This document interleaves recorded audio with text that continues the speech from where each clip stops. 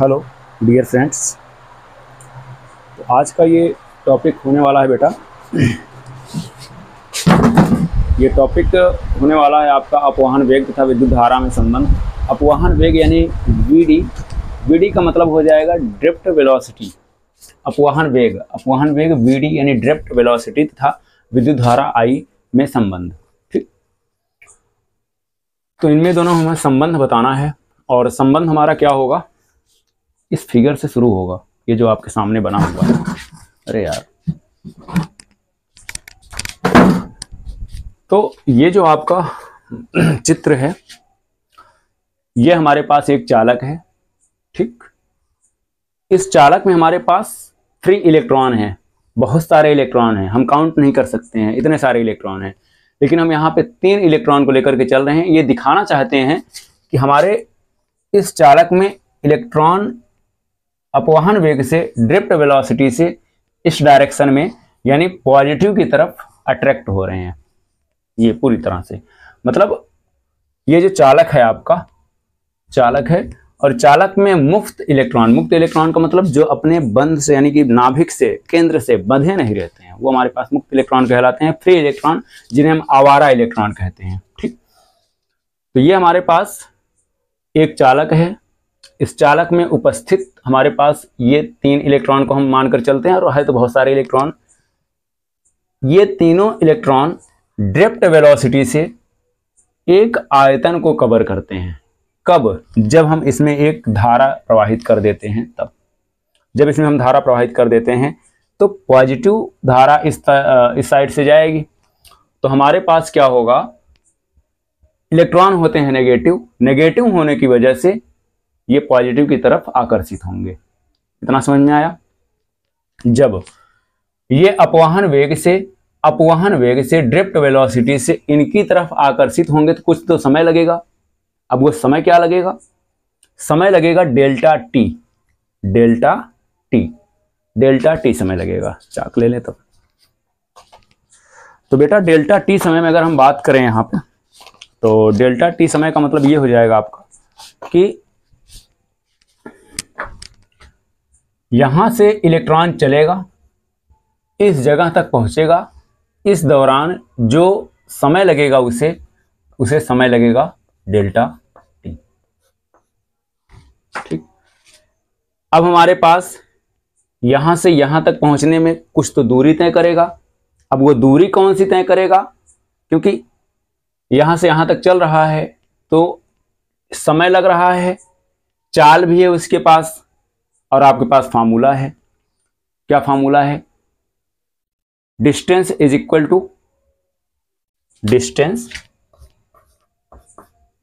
To velocity into time. पढ़े हैं ना आप? चाल बराबर दूरी बटा समय, चाल बराबर दूरी बटा समय, चाल बराबर दूरी बटा समय।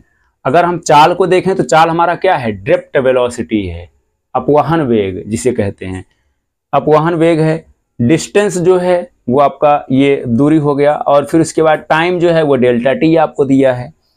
तो अगर हम drift velocity into delta T हम कर दें तो हमारे पास डिस्टेंस तो निकल के आ जाएगा ना। तो वही मैटर यहाँ पे हुआ है। तो ये हो गया, इतना मैटर समझ में आया? अगर ये समझ में आ गया तो हम इसकी तरफ चलते हैं। ठीक, चालक के एकांक आयतन में, एकांक आयतन का मतलब जहां पे इलेक्ट्रॉन हमारे मौजूद हैं। चालक के एकांक आयतन में मुक्त इलेक्ट्रॉन की संख्या कितनी है? n। कोई एक एकांक आयतन ले लो। ठीक, एकांक आयतन हमने ले लिया। एकांक आयतन अगर हमने ले लिया तो इस वॉल्यूम के अंदर, इस आयतन के अंदर जितने इलेक्ट्रॉन होंगे उन्हें हम कितना मानकर चलेंगे? n। ठीक, मुक्त इलेक्ट्रॉन के द्वारा डेल्टा टी समय में तय की गई दूरी, मुक्त इलेक्ट्रॉन के द्वारा डेल्टा टी समय में तय की गई दूरी क्या होगा? अपवाहन वेग into time is equal to ये हमारे पास डिस्टेंस। ठीक, तो ये हमारे पास आ गया। हमने ये मैटर सारा पहले से ही लिख रखा है ताकि टाइम ना लगे बहुत ज़्यादा। ठीक है ना? तो वी डी इंटू ये हमारे पास डेल टी, इतना हो गया। तीसरा पॉइंट, डेल्टा टी समय में तय किया गया आयतन।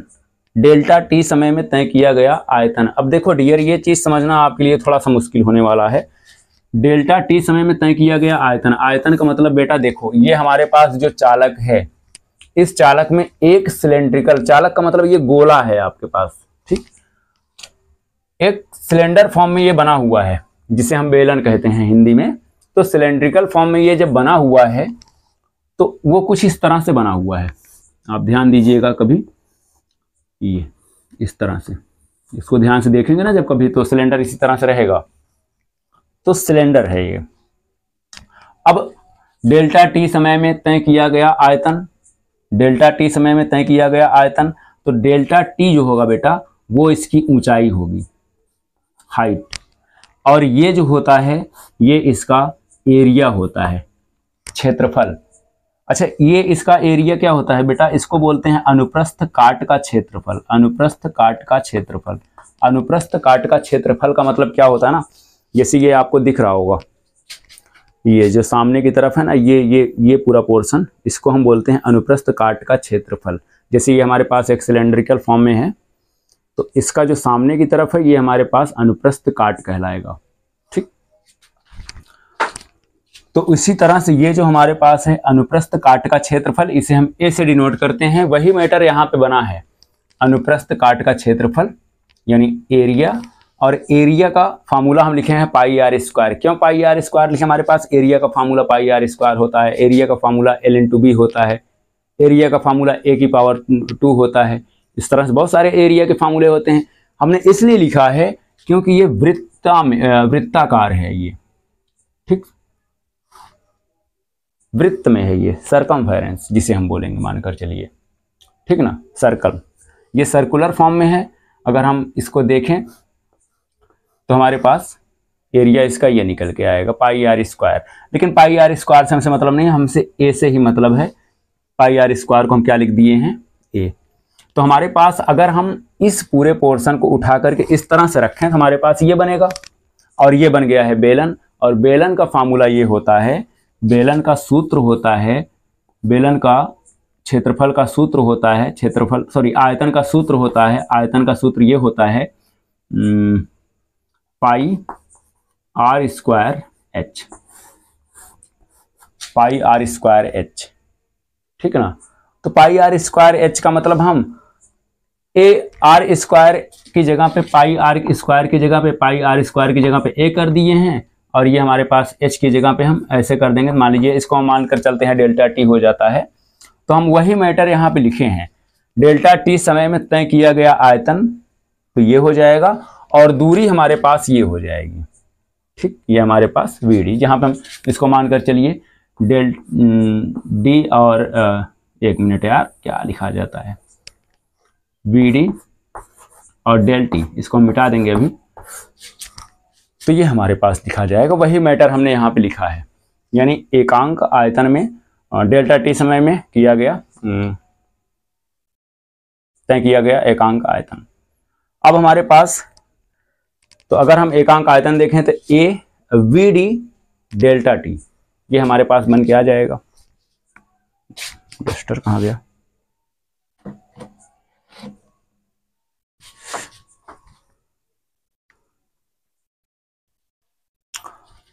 ठीक है ना।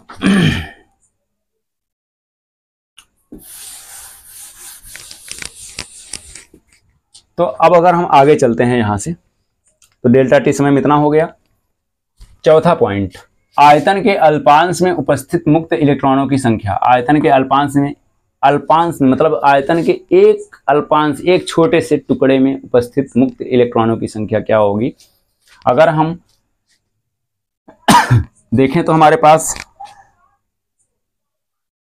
डेल्टा टी समय में तय किया गया आयतन, आयतन में इतने इलेक्ट्रॉन हैं, आयतन के एक छोटे से अल्पांश में कितने इलेक्ट्रॉन होंगे, एन का हम मल्टीप्लाई कर देंगे, तो N A B D del T, ये हो जाएगा। पांचवा पॉइंट, अब इसके संगत आवेश, इसके संगत आवेश क्या है, इलेक्ट्रॉनों की संख्या गुणे एक इलेक्ट्रॉन का आवेश। आपको बेटा हम बताए होंगे Q इज इक्वल टू होता है Ne, जहां N जो है वो इलेक्ट्रॉनों की संख्या है और E जो है वो आवेश है, एक इलेक्ट्रॉन का आवेश। पिछले के लेक्चर में आप देखेंगे तो हमने ये पॉइंट थोड़ा सामने क्लियर किया है। तो इस छोटे से मैटर को इतना बड़ा यहाँ पे लिख दिया गया है, तो लेकिन मतलब यही होगा इसका, ठीक ना।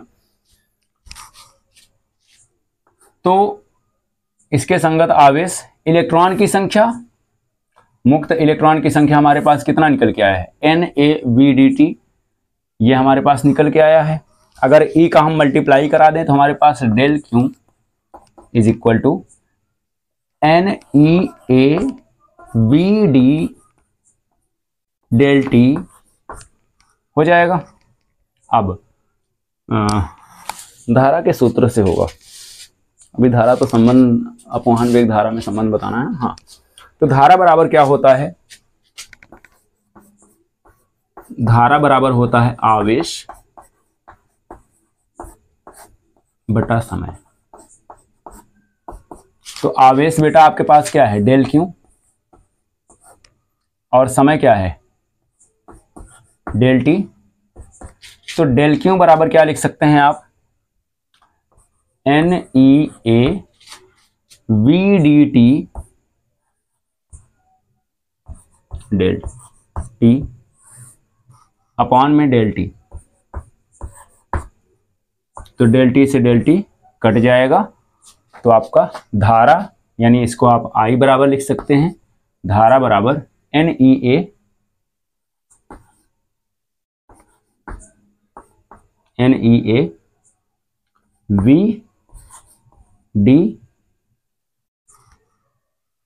हमारे पास ये हो जाएगा। अरे यार,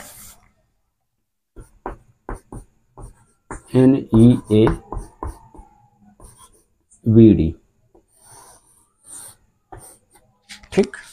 या इस तरह से भी लिख सकते हैं आप, या VD को हम ले लेंगे तो इसको हम NeA को नीचे भेज देंगे, तो VD बराबर हमारे पास ये भी हो सकता है I अपॉन NeA।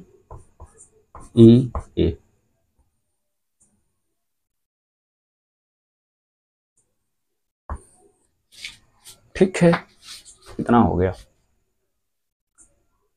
अब यहां पे हम इनका नाम लिख देते हैं, कौन क्या है ये तो जानना जरूरी है। तो अगर हम लिखें तो I का मतलब क्या हो जाएगा, धारा। N का मतलब क्या हो जाएगा, मुक्त इलेक्ट्रॉन की संख्या, ये हो गया। A का मतलब क्या हो जाएगा, अनुप्रस्थ।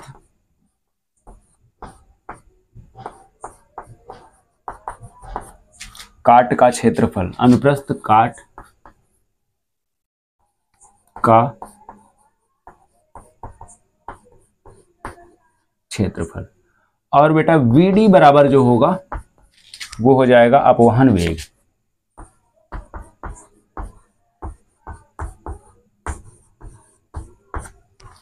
ठीक, ये हमारे पास निकल के आ गया, सब हो गया ना। यानी और E जो है यहाँ पे, E जो है इसमें हम E लिखना भूल गए, तो E जो है वो इलेक्ट्रॉन का आवेश है,